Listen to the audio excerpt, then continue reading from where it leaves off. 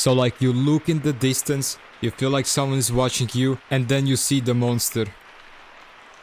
Do you enjoy having rain? I know this is kind of a weird question, especially for a game development video, but for example, I really do enjoy having rain, because it like gives this really calm and atmospheric vibe. Like for example, you're inside of your house, right? It's night outside, it's raining, you have your coffee or hot chocolate or whatever, and you're like studying at night.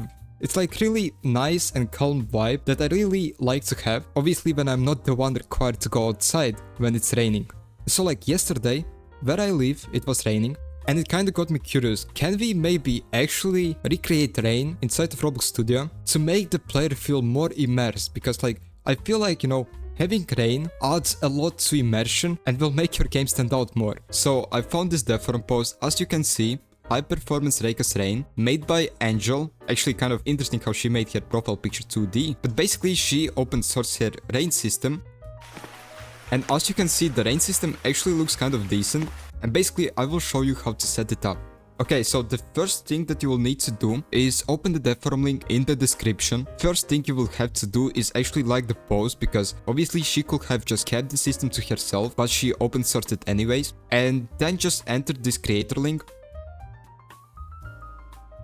I already have the model, but all you have to do is just press this button and go back to the studio. So back in studio, you will have to open up the toolbox and go to the inventory section of your toolbox. You should see the high performance rain, but if you don't, then just restart the studio, it should fix it. And so basically we can just copy and paste the system inside of our project, and we will see this actor object. All you have to do is just move this actor to the starter player scripts, and you can already play the game and it should actually work. As you can see, the rain is already falling. Actually, let me quickly turn the volume down. Yeah. So as you can see, the rain is already falling, right? But it's not looking decent enough, right? So I will show you how to improve it visually with some lighting effects. But it's already quite decent, right? So if I turn on the volume slightly, as you can see, like, it has this volume. If I, for example, enter inside of this house, the volume changes to this like reverb rain, signifying that, you know, I'm currently inside of this house and rain is falling on the roof, and you know, it has this reverb. And so like, it looks already decent, like it sounds decent, but we can improve it. First off, obviously by changing the weather, because currently, you know, it's kind of weird that there are no clouds, but we somehow still have rain. So this will be like the first thing that I will change. So let's actually stop the game. And let's actually go and change the sky, because currently our sky doesn't look rainy, right? It doesn't have clouds that like would explain, you know, why the rain is currently falling. So let's actually go inside of the toolbox and search for rain sky. I will maybe use this one. So yeah, we have this kind of spooky sky, and if we play the game, as you will see, well, actually, we should actually delete the last sky, so this sky. So if we play the game now, we will see like this more explanatory sky that, you know, would explain why the rain is actually falling. But it's still like, it's still not enough, right? We can do so much more. One small thing, the rain has a couple of configurations that you can change. So if you go inside of this actor and inside of this rain script, you will see settings. And in settings you will see all of these values, and you know, they're quite self-explanatory. So for example, puddles will be how frequently do we see puddles on the ground when the rain actually falls. So for example, if I change it to like 40, you will see a lot of puddles. Let me actually show you. Yeah, as you can see, like it's a lot of puddles, right?